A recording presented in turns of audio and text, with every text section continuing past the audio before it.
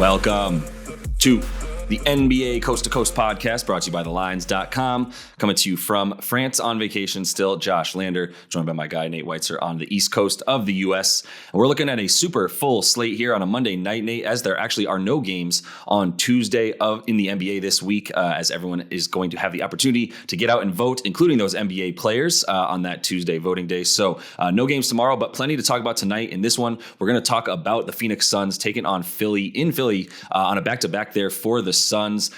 Joel Embiid still up in the air, I believe, in terms of coming back from flu, but plenty to talk about in this game, so we'll look at that. Another game and our player props video. Make sure to like and subscribe to that page so you can follow along with us on all these videos each and every weekday of this regular season, and head to thelines.com. Nate and company have all of the great written content that you will need all season long up there, and our great odds finder tool. That's what you can go ahead and use to make sure you're shopping NBA lines and player props to the best of your ability across U.S. sportsbooks this season. Nate, let's get into that full slate and then talk Philly Phoenix. Yeah, you said it. Full slate, 15 games. Every single team has to play. Every single team gets a day off tomorrow. So, yeah, I got to go through these lines pretty quick here. Wiz +2 at Charlotte. Rockets +4.5 at Magic. Thunder +2 at Pistons. Pels -6 at Indy. The game we talk here, Phoenix is -2 at Philly. The Bucks are up to -3.5 at Atlanta.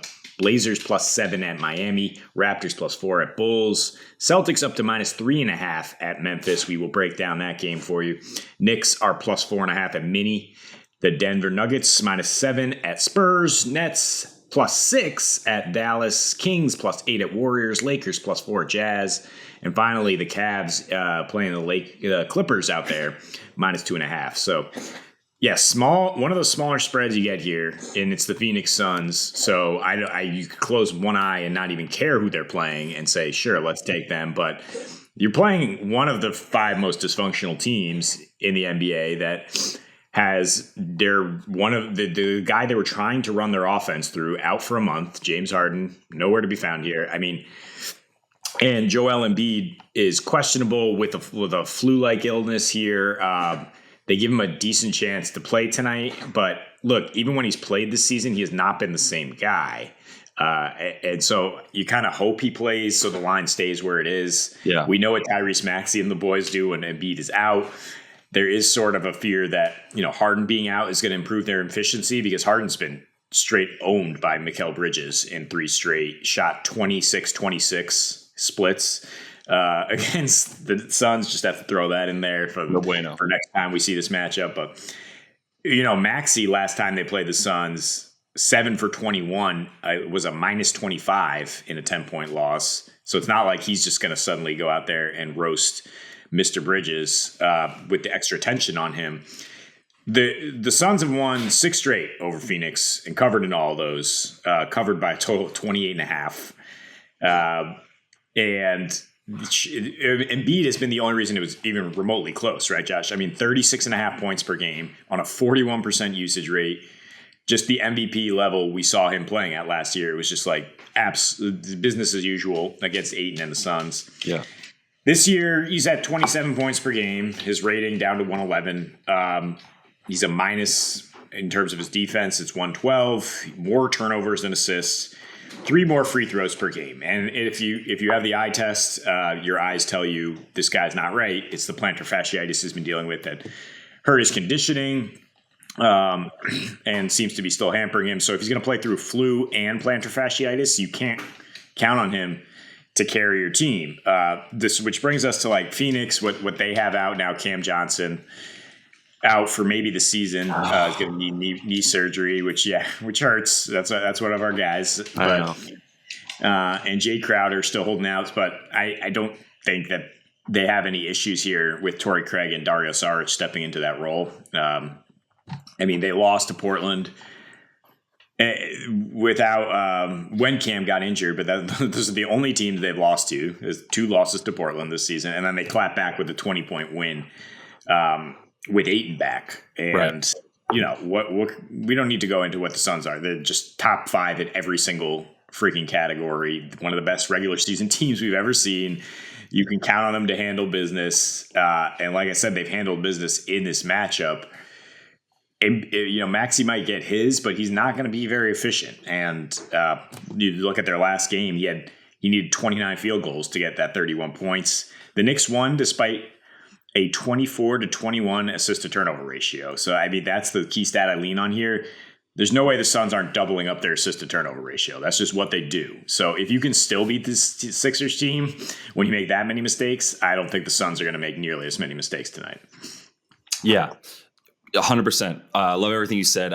Cam Johnson, pour one out, man. Love that dude. Hope he comes back and can still stay on the trajectory that we've all sort of been expecting from him. And that, he really has been showing that he's on this season, coming in with some high expectations and started to deliver on them when he was healthy, so far in given time. But just wanted to give him a quick shout out and his flowers as a dude. I think he'll come back and be all right, hopefully, from that meniscus injury. But, who they do have, Ayton coming back is huge, especially if Embiid is not at nearly 100%, which he's not, right? We know he's not going to be. If he comes back and does play from, coming back from the flu, then it's just right down to what's his conditioning like, combined with the fact that his foot has been bothering him again, and kept him sort of from being in shape to start this season. The way that Phoenix loses this game is Philadelphia comes in and just blasts 3-pointers from everywhere. And that's what they've been doing this season. And to his credit, Tyrese Maxey also is a huge reason for that. And then also the fact that we've talked about Philly becoming sort of the Houston Rockets from 2018, but just in the Northeast right now, with the way that they shape that roster. And we haven't seen them shoot threes at the rate that they are this season in the top 5 in terms of the percentage of their points from there and their attempts. They're also good at defending it, right? And that's once again why I say, like, the way that they win this game and sort of, take away from what we're saying here is if, you have basically without Embiid in there, if you have the normal starters without Harden, with Maxey, Melton, Harris, and Tucker, and then you're talking about either Niang, obviously you can put Harrell in there, but or Korkmaz. Main point is you have no defense, and Ayton's going to eat and completely cook tonight, and then eat everything he cooks. But if the Sixers hit those, you're right. If the Sixers hit those threes and Niang is in there just, doing his thing, pulling Ayton away from the basket on offense, and then guys like Maxey, and then obviously Korkmaz, Melton, and company, even Tobias are draining threes.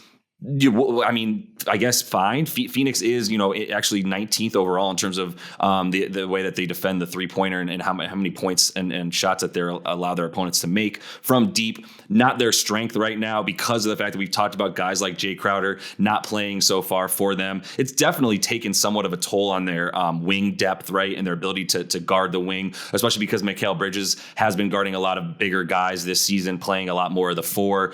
So look, I say all this to say, like, there's a way for Philly to take this game from Phoenix. And I'm not worried about Phoenix on a lack of rest. This has been sort of their biggest test this season, 3 games and 4 nights. But, they still have plenty of depth, even without all that wing depth that we talk about. That's just been taking a little bit of a hit without Jay Crowder and company. So I'm still feeling pretty good about them. And it's really just mostly about Philly and how bad we're just not, we are feeling about them and their ability to really handle this team, especially without a fully healthy Embiid.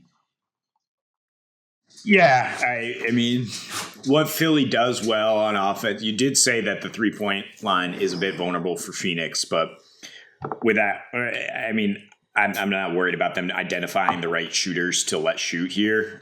Still don't think Maxey's a knockdown shooter. Tobias Harris, not the best either, but what Philly does bad on defense is a real concern here in terms of 29th in opponents' 2-point percentage against the mid-range Kings here, 20th in opponents' assist to field goal ratio against the share of the wealth Suns, and 21st in fourth quarter points against the Suns team that was the most clutch team ever last season. They're also 30th in rebounding. And like I said, Embiid's rebounds are way down. He was carrying them to be slightly less than 30th, slightly less 30th. They were still dead last year, but he was getting 12 a game. And so now you can't trust them to win the battle on the boards. And even with Harden in there for most of the season, 25th in free throw attempts, even with Embiid in there for much of the season, 27th in paint points. So their offense is bad right now. I do think that there's an eventual time to pounce on this where, like, Harden's out. Oh, Sixers are getting value. they're Maxey Sixers now. Like, absolutely. Like, then you hit them, they're going to be better. They're going to start sharing the ball more. They're going to get adjusted to each other. Quick aside, I think the Nets are also going to be better without Kyrie Irving pretty soon. I think we saw that in their first game against Washington. They're like, oh, thank God this lunatic is off the court. But I digress here. Embiid has the flu. Daniel House picked it up too. If you're betting this early on Monday, you don't know who else is going to have caught the flu on this team. So that's definitely a consideration, or who's like slightly under the weather and doesn't even realize it by the time this game kicks off. But look, the point is, even at full strength, the Suns have handled this team 6 straight times. The overs hit in 4 of those games, by the way. They went 6 for 26 from 3 the last time they were in Philly, and they still won. And by the way, Cam and Jay Crowder were combined 1 for 14 from the field in those games. So it's not like they're depending on those two guys as matchup issues. Yeah. Philly now with PJ Tucker at the 4, it's not like, Torrey Craig is just fine in terms of matching his offensive production. And it's a slight revenge game for Dario Saric if you're into that type of thing. So next man up for Phoenix, and they have plenty of men to step up here. Yep, fully agree. Nothing more to add there. I was going to lean over myself when it's Embiid out, Maxey in, Maxey's team kind of thing, or at least, Embiid not necessarily at full strength or playing the whole game. Then you feel like this game gets sped up a bit. Both these teams don't play very fast though. And so, especially if they're going to try to conserve a bit of energy from last night, are the Suns. I think they'll feed 8 and plenty tonight. And I also think that they will be happy to sort of keep this game a bit slower and choppier and just be able to play really, really good defense, where they're the best half-court team as well that we've seen last season and so far this season. So that is all the time we have for you guys in this one. Make sure to like and subscribe to that page. Continue to follow along with us. Got a couple other videos up for you today, including our player props video. So until we see you next, happy betting.